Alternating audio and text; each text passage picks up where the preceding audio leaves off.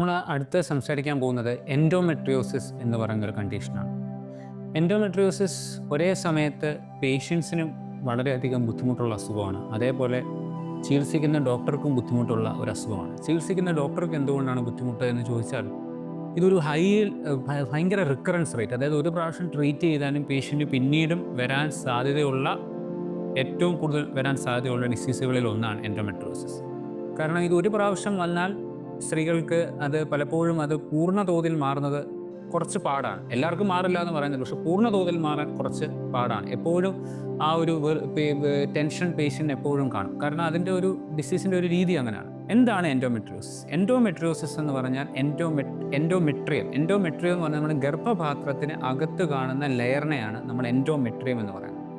ഈ എൻഡോമെട്രിയമാണ് എല്ലാ മാസവും സ്ത്രീകൾക്ക് മാസക്കുളി വരുമ്പോൾ, പീരിയഡ്സ് വരുമ്പോൾ തിരിച്ചു വരുന്നത്. എല്ലാ സാധാരണഗതിയിൽ എന്താണ് പറ്റുന്നത്, ഇത് മാസക്കുളി വരുമ്പോൾ ഇത് വെളിയിൽ വരുന്ന എൻഡോമെട്രിയം ഷെഡ് ചെയ്യുന്നത് തിരിച്ച് വരുന്നു. കുറച്ച് നമ്മുടെ അണ്ടവാഹിനിക്കുഴൽ ഫലോപ്പിയൻ ട്യൂബ് വഴി കുറച്ച് എൻഡോമെട്രിയത്തിൻ്റെ ഭാഗം വയറിനുള്ളിലോട്ട് ചെല്ലുന്നു. സാധാരണ സ്ത്രീകളിൽ നിന്ന് സംഭവിക്കും, ഇത് വയറിനുള്ളിലുള്ള അവിടെ നിന്ന് അത് അബ്സോർബ് ചെയ്ത് അതങ്ങ് പോകും. പക്ഷേ എൻഡോമെട്രിയോസിസ് ഉള്ളവർക്ക് എന്ത് സംഭവിക്കും? അവരുടെ ജനറ്റിക് മ്യൂട്ടേഷൻ കാരണമോ അല്ലെങ്കിൽ അവരുടെ ലൈഫ് സ്റ്റൈൽ കാരണമോ ഈ ഫലോപ്പിയൻ ട്യൂബിൽ കൂടെ അവിടെ പോകുന്ന ടിഷ്യൂ അവിടെ തന്നെ ഒന്നെങ്കിൽ ഫലോപ്പിയൻ ട്യൂബിൽ, അല്ലെങ്കിൽ ഓവറിയിൽ, അല്ലെങ്കിൽ നമ്മുടെ ബവലിൻ്റെ ഏരിയയിൽ, അല്ലെങ്കിൽ വേറെ എവിടെയെങ്കിലും. ഏറ്റവും കൂടുതൽ കാണുന്നത് ഓവറിയിൽ, അല്ലെങ്കിൽ അണ്ടാശയത്തിൽ, അല്ലെങ്കിൽ ഫലോപ്പിയൻ ട്യൂബ് അണ്ടവാഹിനി കുഴലിലാണ് ഇത് കൂടുതൽ കാണുന്നത്. ഇത് അവിടെ ഇങ്ങനെ നിന്ന് ഓരോ പ്രാവശ്യവും പീരീഡ് വരുമ്പോൾ ഇവിടെ ഈ നമ്മൾ ആ രക്തം അവിടെ കെട്ടിക്കിടക്കുന്നത് അതിങ്ങനെ വളർന്ന് അതൊരു സിസ്റ്റ് പോലെ ആവുകയും ചെയ്യും. എന്ത് സംഭവിക്കും? ഈ സിസ്റ്റിനകത്ത് ടോക്സിക് ഫ്ലൂയിഡ് എന്ന് പറയും. ടോക്സിക് ഫ്ലൂയിഡ് നിറയുകയും അത് നമ്മൾ സ്കാൻ ചെയ്യുമ്പോൾ ഒരു സിസ്റ്റ് പോലെ കാണുകയും ചെയ്യും. അപ്പോൾ ഇവിടെ എന്താണ് ഇതിൻ്റെ പ്രശ്നം? എന്തുകൊണ്ടാണ് എൻഡോമെട്രിയോസിസ് ചികിത്സിക്കാനും ബുദ്ധിമുട്ടാണ്, പേഷ്യൻറ്റിന് ബുദ്ധിമുട്ടാണെന്ന് പറയുന്നത്?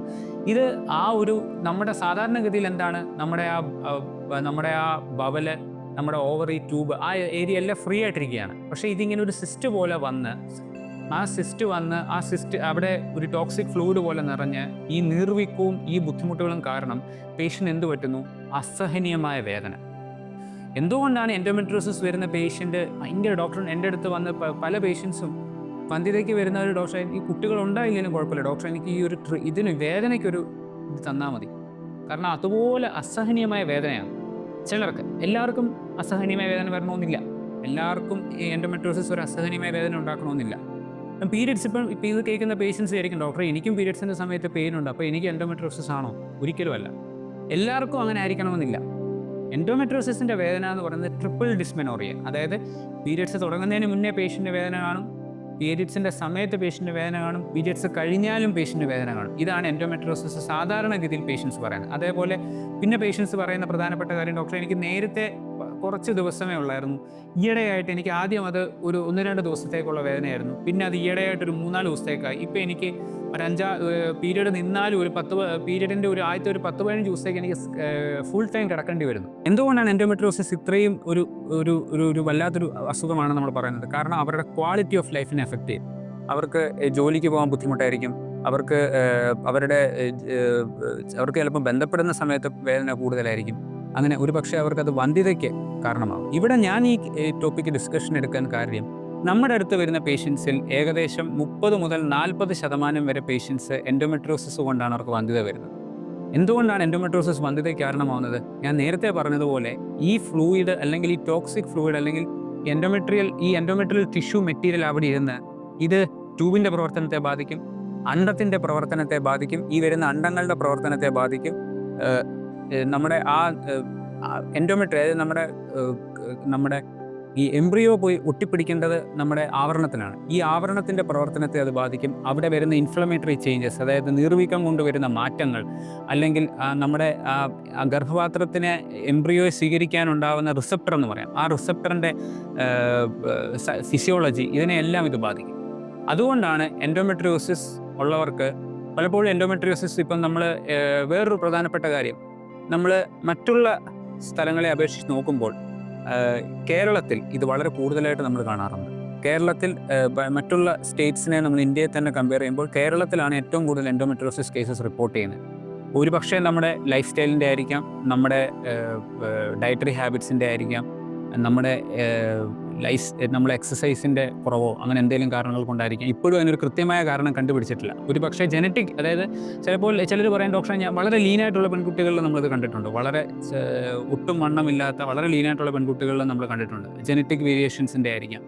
അപ്പോൾ എൻഡോമെട്രിയോസിസ് വന്ധ്യതയ്ക്ക് വരുമ്പോൾ എന്താണ് ഇവിടെ നമുക്ക് എങ്ങനെയാണ് എൻഡോമെട്രിയോസിസ് കണ്ടുപിടിക്കാൻ പറ്റുന്നത്? എൻഡോമെട്രിയോസിസ് നമുക്ക് കണ്ടുപിടിക്കാൻ പറ്റുന്നത് സ്കാനിൽ കൂടെ നമുക്ക് എൻഡോമെട്രിയോസിസ് ഒരു പരിധി വരെ കണ്ടുപിടിക്കാൻ പറ്റും. പക്ഷേ സ്കാനിൽ കൂടെ മാത്രം നമുക്ക് എൻഡോമെട്രിയോസിസ് കണ്ടുപിടിക്കുന്നതിന് പരിധികളുണ്ട്. കാരണം ഒരു സിസ്റ്റായി കഴിയുമ്പോഴേ നമുക്ക് സ്കാനിൽ കൂടെ എൻഡോമെട്രിയോസിസ് കണ്ടുപിടിക്കാൻ പറ്റും. പിന്നെ നമ്മുടെ അഡ്വാൻസ്ഡ് മെഷീൻസ് ഉള്ളിടത്താണെങ്കിൽ അവർക്ക് ഓവറിയിലുള്ള സിസ്റ്റ് അല്ലാതെ നമുക്ക് റെക്ടൽ, വജൈനലൊക്കെ എൻഡോമെട്രിയോസിസ് സ്കാനിൽ കൂടെ തന്നെ കണ്ടുപിടിക്കാൻ പറ്റും. പക്ഷേ ഏറ്റവും ഐഡിയൽ സ്കാൻ പിന്നെ MRI ഒരു പരിധി വരെ നമുക്ക് കണ്ടുപിടിക്കാൻ പറ്റും. ഏറ്റവും നല്ലത് ലാപ്രോസ്കോപ്പിയാണ്. ലാപ്രോസ്കോപ്പി ചെയ്യുമ്പോൾ നമുക്ക് കൃത്യമായിട്ട് എവിടെയൊക്കെയാണ്, ഏത് ഏരിയയിലൊക്കെ ഉണ്ട്. ഞാൻ ഈ പറഞ്ഞതുപോലെ ഓവറിയിലാണ് ഏറ്റവും കൂടുതൽ കാണുന്നതെങ്കിലും പലപ്പോഴും പേഷ്യൻസ് മനസ്സിലാക്കേണ്ട കാര്യം, ഇത് നമ്മുടെ വജൈനൽ ഏരിയയിൽ എൻഡോമെട്രിയോസിസ് വരാം, നമ്മുടെ ട്യൂബിൻ്റെ എൻഡോമെട്രിയോസിസ് വരാം. അതുകൊണ്ടാണ് ചില പേഷ്യൻസിന് ഇതൊരു സൈലൻറ്റ് കില്ലറായിരിക്കും. ഞാൻ ഈ പറഞ്ഞ പോലെ ചില പേഷ്യൻസിന് പെയിനോ ഒന്നും കാണണമെന്നില്ല, അവർക്ക് വർഷങ്ങളോളമായിട്ട് കുട്ടികൾ ഉണ്ടാവുന്നില്ല എന്നൊരു സിംറ്റമേ കാണും. അപ്പോൾ അതുകൊണ്ടാണ് നമ്മൾ പല പേഷ്യൻസിനോടും 3-4 സൈക്കിൾ ട്രൈ ചെയ്തു, 6 മാസം 7 മാസം ട്രൈ ചെയ്തു, പല മെഡിസിൻസ് ട്രൈ ചെയ്തു, ഹസ്ബൻഡിൻ്റെ കാര്യങ്ങൾ ശരിയാക്കി, എല്ലാം ശരിയാക്കിയിട്ട് അവർക്കൊരു പ്രഗ്നൻസി കിട്ടുന്നില്ല, അവരുടെ ട്യൂബ് നോർമലായിരുന്നു, എന്നിട്ടും പ്രഗ്നൻസി കിട്ടുന്നില്ല എന്നാണെങ്കിൽ ഒരു ലാപ്രോസ്കോപ്പി ചെയ്ത് നോക്കണം എന്ന് നമ്മൾ പറയാനുള്ള കാര്യം ഇതാണ്. നമ്മൾ വളരെ അധികം കേസുകളെ നമ്മൾ കണ്ടിട്ടുണ്ട്, അവർക്ക് ലാപ്രോസ്കോപ്പി ചെയ്യുമ്പോൾ അവരുടെ ട്യൂബിൻ്റെ അവിടെ ചെറുതായിട്ട് എൻഡോമെട്രിയൽ ഇംപ്ലാന്റ് കാണും, അല്ലെങ്കിൽ ഇങ്ങനെ ചെറിയ വളരെ തുടക്കത്തിൽ കാണും. അതിനെ നമുക്ക് ആ സമയത്ത് നമ്മൾ ലാപ്രോസ്കോപ്പി ചെയ്യുമ്പോൾ ഗുണം എന്ന് ചോദിച്ചാൽ, വളരെ തുടക്കത്തിലാകുമ്പം നമുക്കത് കരിച്ചു കളഞ്ഞാൽ അവർക്ക് പ്രഗ്നൻസി ആവാനുള്ള സാധ്യത വളരെയധികം തോതിൽ വർദ്ധിക്കുകയാണ് ചെയ്യുന്നത്. പിന്നെ പേഷ്യൻസിൻ്റെ ഏറ്റവും വലിയ ഡൗട്ട് എൻഡോമെട്രിയോസിസിനെ സംബന്ധിച്ച് എപ്പോഴും അതിൻ്റെ ഒരു കോൺട്രവേഴ്സി എന്ന് പറയുന്നത് എൻഡോമെട്രിയോസിസ് ഉള്ളതെല്ലാം ലാപ്രോസ്കോപ്പി ചെയ്ത് കളയണോ എന്നുള്ളതാണ് ഏറ്റവും വലിയ ഡൗട്ട്. അപ്പോൾ ഇവിടെ ലാപ്രോസ്കോപ്പി ചെയ്ത് കളയണോ, അതോ നാച്ചുറലി ട്രീറ്റ് ചെയ്യുക, വന്ധ്യത ഉള്ളവർക്ക് നാച്ചുറലി ട്രീറ്റ് ചെയ്ത് കുട്ടികൾ ഉണ്ടാവണോ, അതോ IVF-ലോട്ട് ഡയറക്റ്റ് പോകണോ എന്നുള്ളതൊരു കോൺട്രവേഴ്ഷ്യൽ ടോപ്പിക്കാണ്. അത് പലതരമുണ്ട്. അതായത് ഇപ്പോൾ ബുക്സ് പറയുന്നത് എൻഡോമെട്രിയോസിസ് 5 സെൻറ്റിമീറ്റർ കൂടുതലുള്ള സിസ്റ്റ് ആണെങ്കിൽ മാത്രം ലാപ്രോസ്കോപ്പി ചെയ്താൽ മതി, അല്ലെങ്കിൽ നിങ്ങൾ നാച്ചുറലി ട്രീറ്റ് ചെയ്ത് അല്ല IVF ട്രീറ്റ് ചെയ്ത് അതിന് കുട്ടികൾ ഉണ്ടാവാൻ സഹായിക്കുക എന്നുള്ളതാണ് പറയുന്നത്.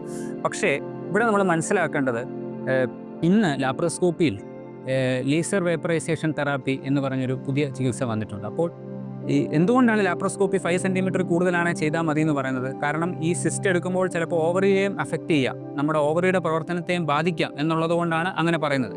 പക്ഷേ ഈ ലേസർ വേപ്പറൈസേഷൻ തെറാപ്പി ഉള്ളതുകൊണ്ട് ഈ സിസ്റ്റ് എടുക്കാതെ, ഓവറി അഫക്റ്റ് ചെയ്യാതെ വളരെ ചെറിയ ഇതിൽ കൂടെ തന്നെ നമുക്ക് ഈ സിസ്റ്റ് എടുത്ത് മാറ്റാൻ കഴിയും.